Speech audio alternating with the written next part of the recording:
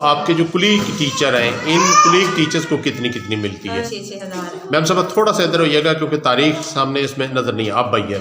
यानी हम 2024 में है, नवंबर की 2 तारीख है और आपके टीचर्स को इस वक्त 6,000 तनख्वाह मिल रही है।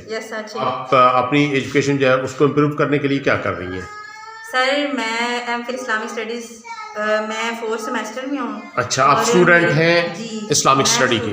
जी। यूनिवर्सिटी ऑफ गुजरात में? नहीं, मैं मुस्लिम यूथ यूनिवर्सिटी इस्लामाबाद से कर रही हूँ। अच्छा अच्छा, प्राइवेट यूनिवर्सिटी है। ठीक तो मैं उससे एम फिल इस्लामिक स्टडीज़ कर रही हूँ। मैं थीसिस कर रही हूँ अल्हम्दुलिल्लाह। अच्छा, मैं स्कॉलर हूँ सर। मेरी 65,000 एक सेमेस्टर की फीस है। वहाँ पे आपने 65,000 देनी है सेमेस्टर की? Yes sir. और यहाँ से गवर्नमेंट आपको दे रही है 12,000 रुपये। बिस्मिल्लाहिर्रहमानिर्रहीम। अस्सलामु अलैकुम नाजरीन, मैं हूँ आपका मेज़बान मोहम्मद असलम। आप देख रहे हैं मेरा माजी मेरी ताकत यूट्यूब चैनल। नाजरीन, आज 2 नवंबर दिन हफ्ता का और साल 2024। आज की इस वीडियो में मैं आपको ये जो इमारत दिखा रहा हूँ, आज से 8 साल पहले तक ये हुकूमत पंजाब के ज़ेर इंतज़ाम चलने वाला गवर्नमेंट गर्ल्स प्राइमरी स्कूल है। नाज़रीन व सामीन, मौजूदा हुकूमत पंजाब की करता धरता मरियम नवाज़ के चचा हजूर मोहतरम जनाब शहबाज सपीड साहब ने इस आबादी के इस स्कूल को गवर्नमेंट के गले से उतार कर एक NGO के गले में डाला था। मुअज़्ज़ज़ सामीन नाज़रीन, उस NGO के जो करता धरता हैं वो यहाँ से तकरीबन 200 किलोमीटर दूर बैठे हैं और इससे कहीं 200 से 300 किलोमीटर ज़्यादा दूर शहबाज शरीफ साहब बैठे हैं। आप इस इमारत की खस्ताहाली से अंदाज़ा लगा लें कि इसमें दरारें आ चुकी हैं। दरारों के अलावा बच्चों के बैठने के लिए फ़र्नीचर नहीं है और जिस फ़र्श पर बच्चे बैठे हैं उस फ़र्श में जितने बच्चे हैं उतने ही सांपों के सुराख हैं। किसी भी वक्त कोई भी हादसा हो गया, ना इसकी ज़िम्मेदार पंजाब हुकूमत है, ना वो NGO है। इसके वारस, इसके ज़िम्मेदार हम सब शहरी होंगे, क्योंकि हमारी जो बदकिस्मती है वो ये है कि हम यहाँ पर मकीन हैं। मुअज़्ज़ज़ सामीन और नाज़रीन, हमारी इस आबादी के इस स्कूल के अंदर पिछले 8 सालों में हुकूमत पंजाब, हुकूमत पाकिस्तान, ज़िले हुकूमत किसी ने 1 टका ख़र्च नहीं किया। मुअज़्ज़ज़ सामीन और नाज़रीन, हुकूमत पाकिस्तान, हुकूमत पंजाब के तमाम वो जो करता धरता हैं जिनकी नाक पर मक्खी नहीं बैठती, वो ये देखें कि इस स्कूल के चारों तरफ से स्कूल को सैलाबी पानी ने घेर रखा था, जो कि अब ख़त्म हुआ है। तब इसके अंदर घुसने के लिए जगह पैदा हुई है। ये दरारें देखें, ये सारे के सारे बच्चे भी यहाँ पर होते हैं और सपूंगले और सांप भी होते हैं। वज़ीर तालीम साहब, आप अपने बच्चे को 10 दिन के लिए यहाँ पे भेजें तो आपका बच्चा डेंगू से बच गया तो हमारा नाम बदल देना। मोहतरमा जनाब वज़ीर आला पंजाब साहबा, आप अपनी किसी नवासी को यहाँ, ये बच्चियों का स्कूल है, इसमें भेजें ज़रा 15 दिन के लिए पढ़ने के लिए या पढ़ाने के लिए। मोहतरम जनाब वज़ीर आज़म शहबाज शरीफ साहब, आप अपने किसी साहबजादे को कोई यहाँ पे बतौर टीचर भेजें और उसे 6,000 रुपया तनख्वाह मिले, तो उसके बाद फिर मैं आपसे पूछूंगा कि आपके क्या किस भाव से आपको सब्ज़ी मिलती है। ये इसकी खिड़कियाँ हैं, इनके ना दरवाजे, इसके अंदर शीशे हैं, अंदर से बड़े बड़े जो हैं वो बने हुए हैं, जहाँ से आपको सब कुछ जो है वो एयर कंडीशन लगाने की ज़रूरत नहीं है। आपके लिए ये सारे का सारा निशान इबरत है। आप पूरे का पूरा जो ख़जाना है उसको खा चुके हैं। मेहरबानी करें इस स्कूल कर भी 4 पैसे लगाएं।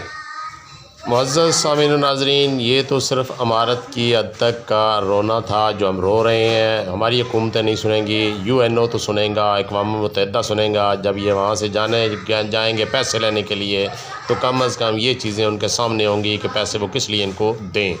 आइए अब आपको यहाँ पे जो चंद मुअज़्ज़ज़ ख़वातीन औक़ सौक़ करके पढ़ाने आती हैं, उन पढ़ाने वालियों का जो रोना है वो आपको सुनवाते हैं।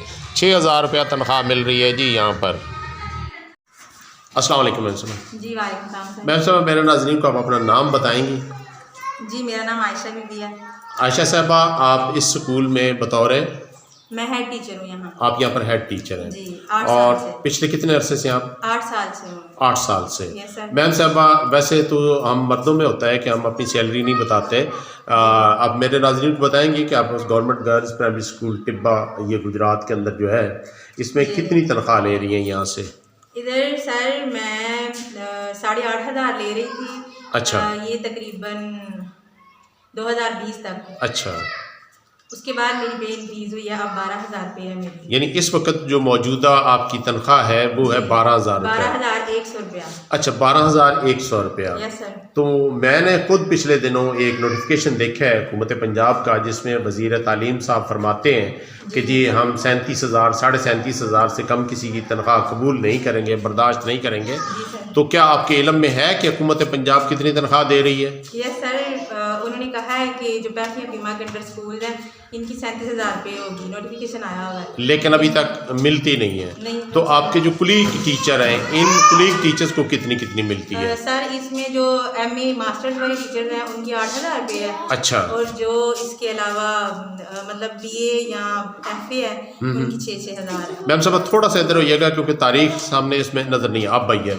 यानी हम 2024 में है, नवंबर की 2 तारीख है। Yes, sir. और आपके टीचर्स को इस वक्त 6,000 तनख्वाह मिल रही है। यस सर, 6,000 तनख्वाह मिल रही है। अच्छा मैम साहब, पिछले 8 सालों में इस स्कूल पर गवर्नमेंट ने या इसको ऑक्यूपाई करने वाली ऑर्गेनाइजेशन ने कोई पैसा खर्च किया है सिवाय तनख्वाह की मद के? जी, इसके अलावा मतलब छोटी छोटी नीड्स वो पूरी करते हैं, लेकिन बेसिक जो काम है जैसे फर्नीचर मतलब स्ट्रेंथ के मुताबिक जो इनको करवाना, ये बच्चों को प्रोवाइड करवाना, या उसके अलावा वाइट वॉश या इस तरह की चीज़ें ये नहीं हैं। अच्छा मैम साहब, आप यहाँ पर सिर्फ टीचर हैं, आपका आना जाना जो है चलो उसके ऊपर ख़र्चा नहीं है, आपका घर करीब है।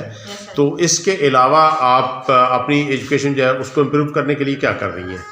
सर मैं MPhil इस्लामिक स्टडीज़ मैं 4th सेमेस्टर में हूँ। अच्छा, आप स्टूडेंट हैं इस्लामिक स्टडी की? जी, यूनिवर्सिटी ऑफ गुजरात में? नहीं, मैं मुस्लिम यूथ यूनिवर्सिटी इस्लामाबाद से कर रही हूँ। अच्छा अच्छा, प्राइवेट यूनिवर्सिटी है। ठीक तो मैं उसे MPhil इस्लामिक स्टडीज़ कर रही हूँ, मैं थीसिस कर रही हूँ अल्हम्दुलिल्लाह। अच्छा, मैं स्कॉलर हूँ सर, मेरी 65,000 एक सेमेस्टर की फीस है। वहाँ पे आपने 65,000 देनी है सेमेस्टर की? Yes sir. और यहाँ से गवर्नमेंट आपको दे रही है 12,000 रुपये। जी।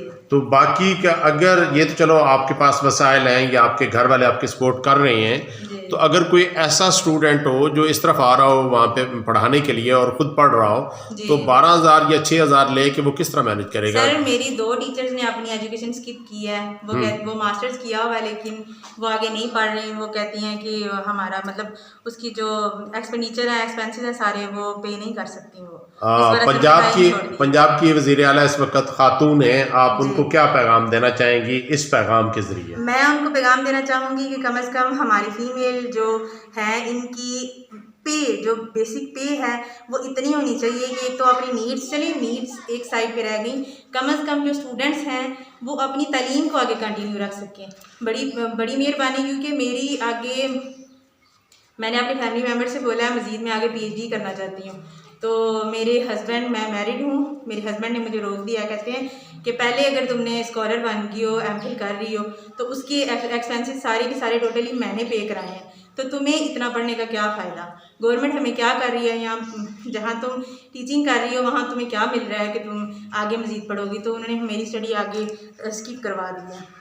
गवर्नमेंट जो है वो अपने स्कूलों से गवर्नमेंट के जो रेगुलर टीचर हैं उनको वापस निकाल रही है, उनको छुट्टी करा रही है। तो क्या आप इसमें बहसीत एक कम्युनिटी मेंबर या सोसाइटी के एक रुकन और एक एजुकेटर, एक पढ़ी लिखी, एक खातून स्टूडेंट, यानी सारी चीज़ों के होते हुए आप मौजूदा हुकूमत को क्या कहेंगे, या किसी भी को, चलो ये हुकूमत ना भी होती तो किसी भी हुकूमत को क्या कहेंगी कि आप ये क्या कर रहे हैं और किस तरह इसको ट्रीट करेंगे? ये सर, ये जो मज़ीद अभी जो मतलब ये स्टेप्स ले रहे हैं, इससे सबसे पहले तो स्टूडेंट्स डिस्करेज हो रहे हैं कि आगे मतलब मोस्टली जो फीमेल होती हैं वो पढ़ने के बाद टीचिंग की तरफ ही जाती हैं। तो एक तो यह है कि उनकी भी दिल शिकनी हो रही है और आगे बड़े मामलात ख़राब हो रहे हैं टीचर्स के लिए भी और स्टूडेंट्स के लिए भी। मतलब तालीम के बारे में मैं यकीन करें, मैं खुद एक टीचर हूँ ना, तो मैं अपने बच्चों से दिन में जब भी ये फ्री टाइम होता है तो मैं उनसे कहती हूँ बेटा ये तालीम के साथ साथ आप स्किल्स कौन सी सीख रही हैं, क्योंकि मज़ीद उस तरफ आप जाएँ।